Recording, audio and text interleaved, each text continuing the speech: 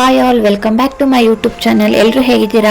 I hope ಎಲ್ಲರೂ ಚೆನ್ನಾಗಿದ್ದೀರಾ ಅಂತ. ಇವತ್ತಿನ ವಿಡಿಯೋದಲ್ಲಿ ಬಾಣಂತಿ ಮತ್ತು ಮೆಚೂರ್ಡ್ ಆದಂತಹ ಹೆಣ್ಮಕ್ಳಿಗೆ ಈ ಮೆಂತ್ಯ ಹಿಟ್ಟನ್ನು ಮಾಡಿಕೊಟ್ಟೆ ಕೊಡ್ತಾರೆ. ಇದರಿಂದ ಏನು ಉಪಯೋಗ ಮತ್ತು ಇದನ್ನು ಹೇಗೆ ಮಾಡೋದು ಅಂತ ಸಿಂಪಲ್ ಆಗಿ ನಾನು ಇವತ್ತು ಈ ವಿಡಿಯೋದಲ್ಲಿ ತಿಳಿಸ್ಕೊಡ್ತೀನಿ. ಯಾರಿಗೆಲ್ಲ ಇನ್ನೂ ನನ್ನ ಚಾನಲ್ನ ಸಬ್ಸ್ಕ್ರೈಬ್ ಮಾಡ್ಕೊಂಡಿಲ್ಲ, ಪ್ಲೀಸ್ ಸಬ್ಸ್ಕ್ರೈಬ್ ಮಾಡ್ಕೊಳ್ಳಿ. ಯಾಕೆ ಹಿರಿಯರು ಡೆಲಿವರಿ ಆದಮೇಲೆ ಈ ಮೆಂತ್ಯ ಹಿಟ್ಟನ್ನ ನಮಗೆ ತಿನ್ನಕ್ಕೆ ಹೇಳ್ತಾರೆ ಅಂತ ಅಂದರೆ ನಮ್ಮ ದೇಹಕ್ಕೆ ತುಂಬ ಶಕ್ತಿ ಎಲ್ಲ ಲಾಸ್ ಆಗೋಗಿರುತ್ತೆ, ಅದಕ್ಕೋಸ್ಕರ ತಿನ್ನಕ್ಕೆ ಹೇಳ್ತಾರೆ. ಮತ್ತು ಪಾಪುಗೆ ಎದೆ ಹಾಲು ಬರಬೇಕಲ್ವಾ, ಅದು ತುಂಬ ಚೆನ್ನಾಗಿ ಬರುತ್ತೆ. ಹಾಗೆ ನಮ್ಮ ದೇಹನೂ ಅಷ್ಟೇ ಬೇಗ ಚೇತರಿಸ್ಕೊಳ್ಳುತ್ತೆ. ಅದಕ್ಕಾಗಿ ನಮ್ಮ ಹಿರಿಯರು ಈ ಮೆಂತ್ಯ ಹಿಟ್ಟನ್ನ ತಿನ್ನಕ್ಕೆ ಹೇಳ್ತಾರೆ. ಮಿಸ್ ಮಾಡದೆ ಈ ವಿಡಿಯೋನ ಕೊನೆ ತನಕ ನೋಡಿ. ಬನ್ನಿ ವಿಡಿಯೋನ ಸ್ಟಾರ್ಟ್ ಮಾಡೋಣ. ಮೊದಲು ಮೆಂತ್ಯ ಮುದ್ದೆಗೆ ಬೇಕಾದ ಪದಾರ್ಥಗಳನ್ನು ನೋಡ್ಕೊಳ್ಳೋಣ.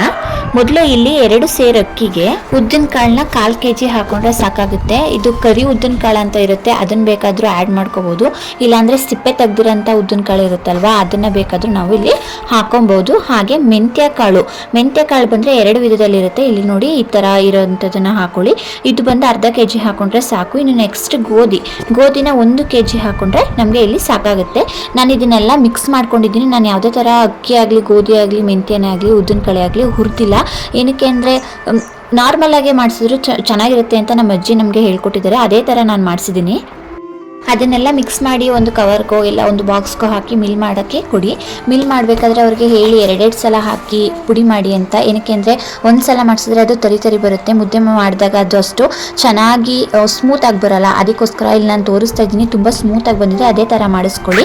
ಈಗ ಮುದ್ದೆ ಮಾಡೋದು ಹೇಗೆ ಅನ್ನೋ ವಿಧಾನನ ಹೇಳ್ಕೊಡ್ತೀನಿ ಬನ್ನಿ. ಇಲ್ಲಿ ಒಂದು ಪಾತ್ರೆಯಲ್ಲಿ ನೀರನ್ನು ಇಟ್ಕೊಬೇಕು. ನಮ್ಗೆ ಎಷ್ಟು ಮುದ್ದೆ ಬೇಕಾಗುತ್ತೋ ಅಷ್ಟು ನೀರನ್ನು ಇಟ್ಕೊಂಡ್ರೆ ಸಾಕಾಗುತ್ತೆ. ನೀರು ತುಂಬ ಬೆಚ್ಚಗೋಲ್ಲ, ತುಂಬ ಸುಡ್ತಿರೋಂಗೋಲ್ಲ. ಆ ಥರ ಇದ್ದಾಗಲೇ ಹಸಿಟ್ಟನ್ನು ಉದುರಿಸಿ ಒಂದು ಈಸಿ ಟ್ರಿಕ್ ಆಗಿ ಮುದ್ದೆ ಮಾಡ್ಬೋದು. ಅದೇಕಪ್ಪ ಅಂತ ಅಂದರೆ ನೀರನ್ನು ಇಟ್ಟು ತುಂಬ ಕುದಿಯಕ್ಕೆ ಬಿಟ್ಟಾದ್ಮೇಲೆ ಅದಕ್ಕೆ ಹಸಿಟ್ಟನ್ನು ಹಾಕೊಂಡು ಚೆನ್ನಾಗಿ ತಿರುಗಿ ಅದಾದ್ಮೇಲೆ ಒಂದು 5 ನಿಮಿಷ ಲೋ ಫ್ಲೇಮಲ್ಲಿ ಇಟ್ಟರೆ ಮುದ್ದೆ ರೆಡಿ ಆಗುತ್ತೆ. ಇಲ್ಲಿ 1 ಮುದ್ದೆಗಾಗಷ್ಟು ನೀರನ್ನು ಇಟ್ಟಿರೋದ್ರಿಂದ 1 ಮುದ್ದೆಗಾಗಷ್ಟು ಹಸಿಟ್ಟನ್ನು ನಾನು ಇಲ್ಲಿ ಹಾಕೊತಾ ಇದ್ದೀನಿ. ನೋಡಿ, ಈ ಥರ ತುಂಬ ಸ್ಮೆಲ್ ಬರುತ್ತೆ, ಗಮ್ ಅಂತ ಸ್ಮೆಲ್ ಬಂತಾ ಇರುತ್ತೆ. ಮೆಂತ್ಯ ಮುದ್ದೆ ತಿನ್ನೋದ್ರಿಂದ ಬಾಣಂತಿಯರಿಗಾಗೋ ಉಪಯೋಗಗಳನ್ನ ನಾನಿವತ್ತು ನಿಮಗೆ ತಿಳಿಸ್ಕೊಡ್ತೀನಿ. ಮೊದಲನೇದಾಗಿ ಮೆಂತ್ಯ ಮುದ್ದೆ ತಿನ್ನೋದ್ರಿಂದ ದೇಹಕ್ಕೆ ತುಂಬ ಪೌಷ್ಟಿಕಾಂಶಗಳು ಸಿಗುತ್ತೆ. ಹಾಗೆ ತಾಯಿ ಹಾಲು ಹೆಚ್ಚಿಸೋಕ್ಕೂ ಇದು ಹೆಲ್ಪ್ ಆಗುತ್ತೆ. ಹಾಗೆ ಎರಡನೇದಾಗಿ ಡೆಲಿವರಿ ಆದಮೇಲೆ ನಮ್ಮ ದೇಹ ತುಂಬ ದಣಿದಿರುತ್ತಲ್ವಾ, ಅದಕ್ಕೋಸ್ಕರ ಈ ಮುದ್ದೆನ ದೇಹಕ್ಕೆ ಮತ್ತು ಬಲ ಸಿಗೋಕ್ಕೋಸ್ಕರ ತಿನ್ನೋಕ್ಕೆ ಹಿರಿಯರು ನಮಗೆ ಹೇಳ್ತಾರೆ. ನೆಕ್ಸ್ಟ್ ಬಂದು ಬಾಣಂತಿಯರಿಗೆ ಆಗಲಿ, ದೊಡ್ಡವ್ರಿಗೆ ಆಗಲಿ, ಮಕ್ಕಳಿಗೆ ಆಗಲಿ ಜೀರ್ಣಕ್ರಿಯೆಯಲ್ಲಿ ಇದು ತುಂಬ ಹೆಲ್ಪ್ ಮಾಡುತ್ತೆ. ಮತ್ತು ಹೊಟ್ಟೆ ಊತ, ಗ್ಯಾಸ್ ಪ್ರಾಬ್ಲಮ್ ಏನೇ ಇದ್ರೂ ಇದು ಕಡಿಮೆ ಆಗೋಕ್ಕೆ ಹೆಲ್ಪ್ ಆಗುತ್ತೆ. ಬಾಣಂತಿಯರಲ್ಲಿ ಸಾಮಾನ್ಯವಾಗಿ ಕಾಣಿಸುವಂತಹ ಬೆನ್ನೋವು ಮತ್ತು ದೇಹದ ದೌರ್ಬಲ್ಯ ಕಡಿಮೆ ಆಗಲು ಕೂಡ ಇದು ಸಹಾಯ ಮಾಡುತ್ತೆ. ಇದು ತುಂಬ ಒಂದು ಒಳ್ಳೆ ಆಹಾರ ಅಂತಲೇ ನಾವು ಹೇಳ್ಬೋದು. ಇದನ್ನ ಎಲ್ಲರೂ ತಿನ್ಬೋದು, ಹಿರಿಯರೇ ಆಗಲಿ, ಮಕ್ಕಳೇ ಆಗಲಿ, ಬಾಣಂತಿಯರೇ ಆಗಲಿ ಎಲ್ಲರೂ ತಿನ್ಬೋದು. ನೀವು ನೋಡೇ ಇರ್ತೀರಾ ಹಳೆ ಕಾಲದ ಅಜ್ಜಿದಿರು ಎಷ್ಟು ತುಂಬ ಶಕ್ತಿಯಾಗಿರ್ತಾರೆ ಅಂತ. ಅದಕ್ಕೆ ಈ ಮೆಂತ್ಯ ಮುದ್ದೆನೇ ಕಾರಣ ಅಂತ ನಾನಂತೂ ತಿಳ್ಕೊಂಡಿದ್ದೀನಿ.